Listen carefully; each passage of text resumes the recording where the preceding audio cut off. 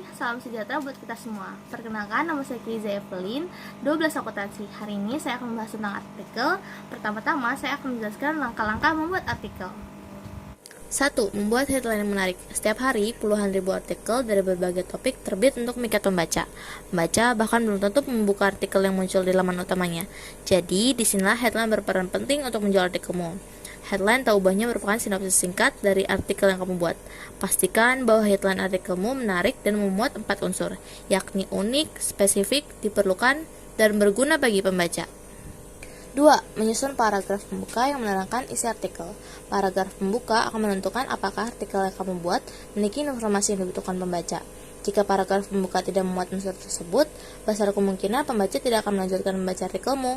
Buatlah paragraf pembuka yang terdiri dari 2-3 kalimat, tapi jagalah agar kalimatnya tidak terlalu panjang. Sertakan kata kunci dan inti bahasan artikelmu dalam paragraf tersebut agar pembaca merasa bahwa artikelmu sesuai dengan kebutuhan mereka. 3. Menjadi paragraf pendek pada artikelmu enak dibaca.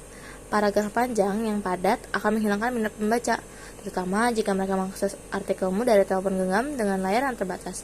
Jadi, cobalah pisahkan satu paragraf panjang menjadi kalimat-kalimat yang lebih singkat, memecah satu paragraf besar menjadi ide-ide yang lebih kecil. Akan memikat pembaca untuk menggali artikelmu lebih dalam. Jangan lupa memberikan penghubung di antara dua kalimat agar isi paragraf tetap berkesinambungan. 4. Berikan membaca isi artikel yang spesifik. Tidak sedikit artikel yang beredar di internet memuat banyak kalimat kosong tanpa pembahasan yang spesifik. Paragraf di dalam artikel-artikel ini hanya membuat hal-hal umum tanpa memberikan contoh nyata yang bisa diterapkan oleh pembaca. Agar artikelmu semakin diminati, berikan pembaca informasi spesifik yang benar-benar mereka butuhkan. Misalnya, jika kamu membuat artikel mengenai cara mengatasi stres, maka berikan contoh kegiatan konkret yang bisa dilakukan agar pembaca merasa yakin bahwa artikelmu berguna.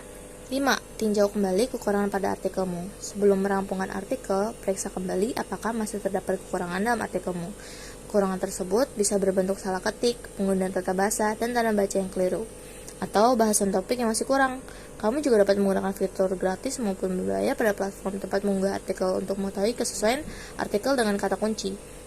Mengoptimalkan fitur-fitur ini akan membuat artikelmu semakin meroket dalam laman pencarian. 6. Buatlah artikel yang kredibel. Cara membuat artikel selanjutnya yang perlu diperhatikan yakni memberikan artikel kredibel yang bisa dipercaya. Apalagi saat ini informasi hoax banyak tersebar di mana-mana. Oleh sebab itu, untuk membuat artikel dengan model seperti itu, dibutuhkan riset yang mendalam untuk melengkapi data-data yang diperlukan. Gunakanlah data dari sumber yang layak untuk mendukung argumen. Pastikan juga sumber tersebut tercantum untuk menghindari plagiarisme. Akan lebih baik juga bila kamu memasukkan data-data tersebut dalam bentuk infografis agar mudah dipahami pembaca. 7. Akhiri artikel dengan kalimat mengajak. Selayaknya paragraf pembuka, paragraf penutup juga tidak kalah penting. Fungsi paragraf ini adalah untuk membantu pembaca mengambil kesimpulan dari pembahasan pada artikelmu dan membuat pembaca menyatu dalam artikel tersebut. Setelah kalimat kesimpulan, cobalah untuk membuat paragraf ini berisikan kalimat yang mendorong pembaca untuk memperhatikan isi artikelmu atau call to action. Jika memungkinkan, akhiri juga dengan kalimatnya yang dapat berguna untuk meningkatkan engagement. Selanjutnya, saya akan membahas tentang 5 topik artikel.